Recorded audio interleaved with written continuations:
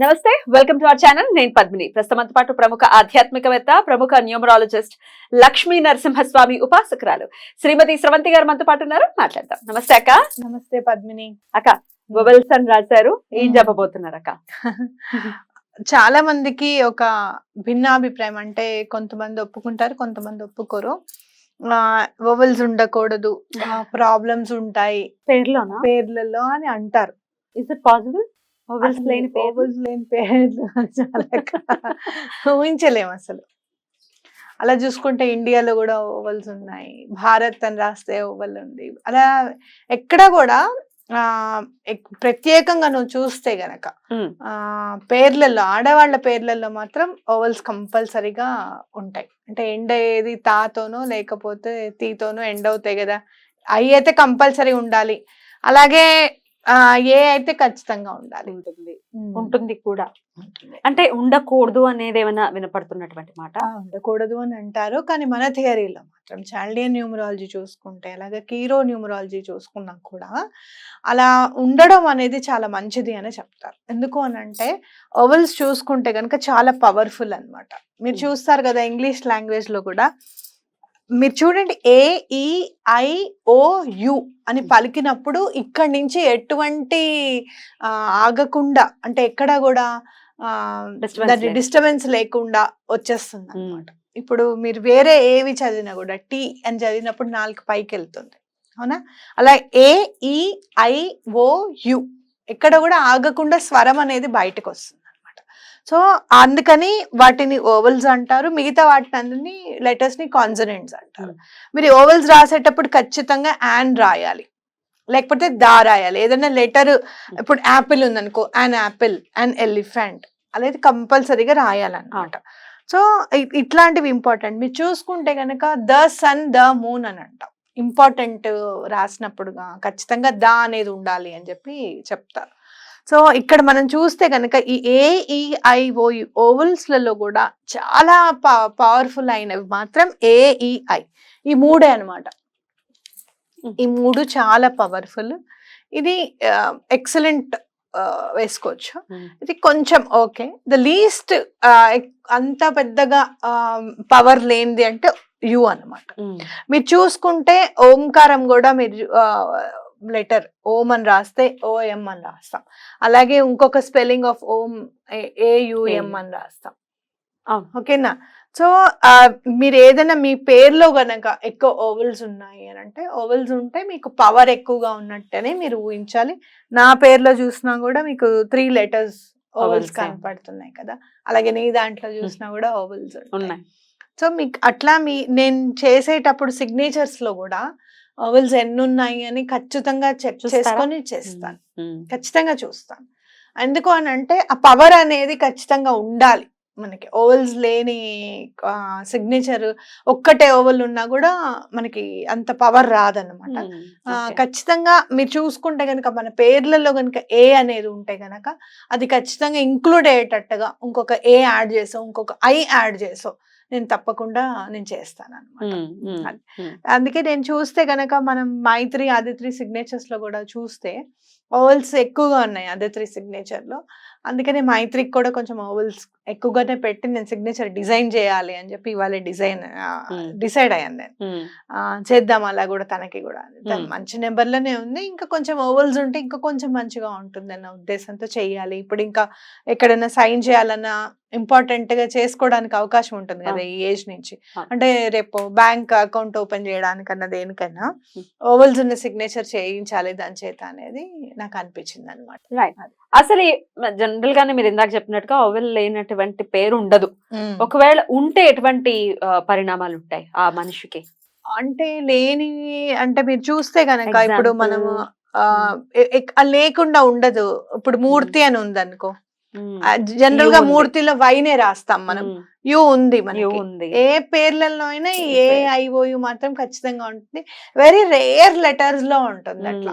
నాకైతే పేర్లలో ఎక్కడ కూడా నాకు అంతగా కనిపించలేదు. ఎందుకంటే AIOU అనే పేర్లతో మనకి ఎక్కువగా నేమ్స్ అన్ని కూడా ఆ పేర్లతోనే వస్తాయి. ఉమ్, అంటే మా భాషకు అన్నిటికీ కూడా సంస్కృతమే మూలము అని అనుకుంటే గనక ఈ ఈ ఐలతో చాలా పేర్లు వచ్చేస్తాయి. ఉమ్. మీరు చూస్తే మొన్న ఒక పేరు చూసాను, ఐష్ణవి. వైష్ణవి కాదు, ఐష్ణవి. అంటే ఏంటక్క? పార్వతీదేవి. వైష్ణవి అంటే లక్ష్మీ అమ్మవారిని చూసుకుంటే గనక, ఐష్ణవి అంటే పార్వతీదేవి అని చెప్పి నేను చదివాను. చూడు, మనం వినలేదు పేరు. వినలేదు. అవునా కాదా? ఉమ్, అట్లా మీరు చూస్తే గనక ఎక్కడో అక్కడ ఓవల్ లేకుండా మాత్రం ఏ స్పెల్లింగ్ నేమ్ అయితే మాత్రం రాదు. అయ్యో మా పేరు ఐతో ఎండ్ అయిపోయింది అని మాత్రం నేను మీరు బాధపడకూడదు. ఒక న్యూమరాలజిస్ట్ గా చెప్పండి అక్క, లాస్ట్ లో వచ్చే 3 letters వల్ల మీ లైఫ్ డిసైడ్ అవుతుంది. ప్రసాద్ లో లాస్ట్ లో సాడ్ ఉంది కాబట్టి జీవితం అంతా సాడ్ అనటం, అనిల్ లో నిల్ ఉంది లాస్ట్ లో కాబట్టి వాళ్ళు నిల్ అయిపోవటం, రాజేశ్వర్ లో వార్ ఉంది కాబట్టి ఎప్పుడు యుద్ధమే జరుగుతుంది అనటం, ఎట్లా చూస్తారు? అలా అనుకుంటే ఇంకా ఈ కర్మ సిద్ధాంతం అనేది ఉండకూడదు అనమాట. ఆ పేర్లు ఎలా ఉండాలో అలానే ఉండాలి. మీకు పేర్ల వచ్చింది కాబట్టి చెప్తున్నా. మీకు కుంబ్లే ఉన్నారు కదా, మన క్రికెటర్ కుంబ్లే. ఓకే, సచిన్ టెండూల్కర్ ఉన్నారు కదా. నేను చూస్తాను, మీరు చూడండి ఒక్కసారి. వీళ్ళిద్దరికి అన్నలు వీళ్ళ జీవితంలో చాలా ఇంపార్టెంట్ రోల్ ప్లే చేశారు. అన్నలు అంటే పెద్ద బ్రదర్ అన్నమాట. సచిన్ వాళ్ళ పెద్ద అన్నయ్య పేరేంటి? అనిల్. వీళ్ళ కుంబ్లే అన్నయ్య పేరు కూడా అనిల్. అసలు నువ్వు బౌలర్ గా ఉన్నారు ఆయన సచిన్ ఫస్ట్. అయితే లేదు, నువ్వు బ్యాట్స్మెన్ గా నువ్వు పైకి వస్తావు, నేను చూసాను, నువ్వు చాలా బాగా చేస్తున్నావు అని చెప్పడము. అదే తను ఉన్నప్పుడు సరిగా ఆడని వాడు తను బయటికి వెళ్ళిపోతే సరిగా ఆడుతున్నాడని గ్రహించడము. ఇతను చాలా బాగా ఆడతాడని గ్రహించింది అన్నగారు కదా. అన్నగారి వల్లే కదా ఇతను పైకి వచ్చాడు. ఇతను అన్నగారి వల్ల డౌన్ అయింది అతని లైఫ్. ఎందుకంటే అన్నగారు సరైన వాడు కాదు. ఉత్తుగా ఊరికే పోలీస్ స్టేషన్లకి వెళ్ళడము. అతను ఏదైనా తప్పు చేస్తే కూడా కుంబ్లేని పిలిచేసేవారంట పోలీస్ స్టేషన్స్ కి. దానివల్ల చాలా డిస్టర్బ్ అయిపోయాడు అతను బాగా, ఫ్యామిలీ వల్ల. మరి ఇద్దరివి పేర్లు అనిలే కదా ఇక్కడ మీరు చూసుకుంటే, అవునా కాదా? ఇక్కడ నిల్ ఏం లేదు, ఇక్కడ ఉన్నదే అనిల్ లో. సచిన్ అంత బ్యాట్స్మెన్ అయ్యాడు అంటే చేసిందే వాళ్ళ అన్నయ్య కదా. కాబట్టి ఎప్పుడు కూడా పేర్లలోనే మొత్తం ఉంది అని అనుకోవద్దు. మీరు పేరు స్పెల్లింగ్ లో కాదు, అది ఇచ్చే నెంబర్ వైబ్రేషన్ లో ఏముంది అనేది చూసుకోవాలి మనం. అవునా? ఇప్పుడు పద్మిని అని పెట్టుకున్న వాళ్ళందరూ యాంకర్స్ కాదు, అవునా కాదా? మీ డేట్ ఆఫ్ బర్త్ ఏముంది, మీ డెస్టినీ నెంబర్ ఏముంది, మీరు ఎందులో సైన్ చేస్తున్నారు, అసలు నువ్వు యాంకర్ కావడానికి ఏది ప్రేరేపించబడింది అనేది మనం చూసుకోవాలి. అది తెలుసుకోవాలి, అది తెలుస్తుంది కూడా ఖచ్చితంగా. వవల్స్ ని కూడా టెస్ట్ చేస్తా అంటున్నారు కదా మీరు పేర్లలో. ఆ పేర్లలో ఉంటాయి. ఎందుకు అని అంటే గనుక మీరు చూస్తే ఇప్పుడు యునైటెడ్ స్టేట్స్ ఆఫ్ అమెరికాలో చూడండి, ఇక్కడంతా ఓవల్ తోనే స్టార్ట్ అయింది, ఓవల్ తో ఎండ్ అయింది.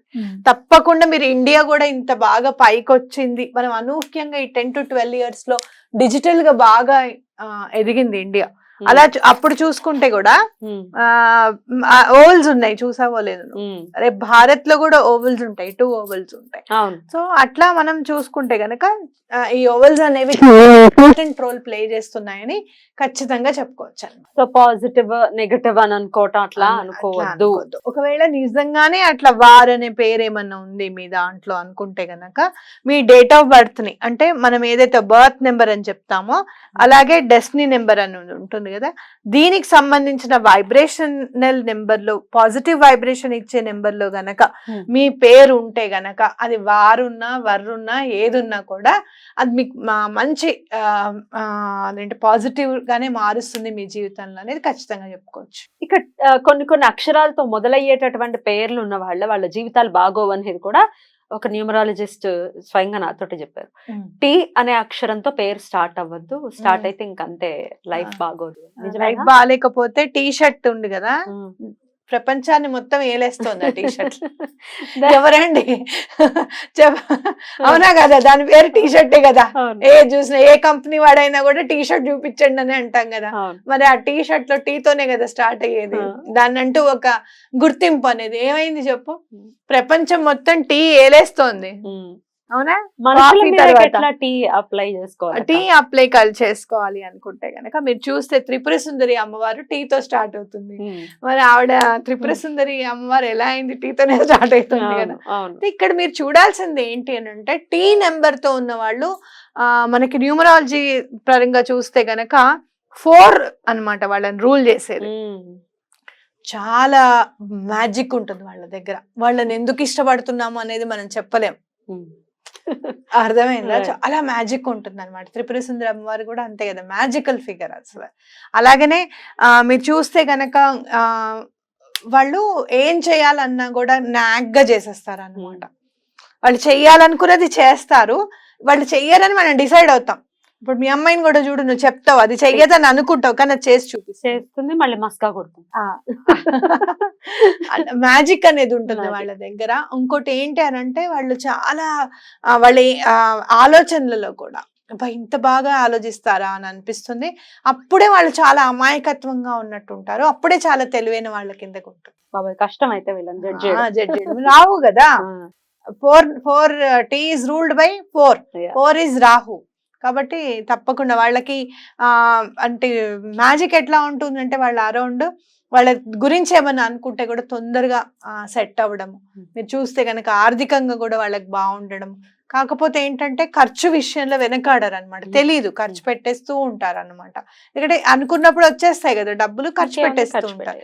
సో అలాంటివి కాదు, మంచిగా ఖర్చు పెట్టండి దేనికైనా కూడా. ఇవి దీనికి దానికి చిల్లరగా ఖర్చు చేసుకోవద్దు, జాగ్రత్తగా దాచుకోవాలి, ఇలాంటివి చెప్తూ ఉండాలన్నమాట.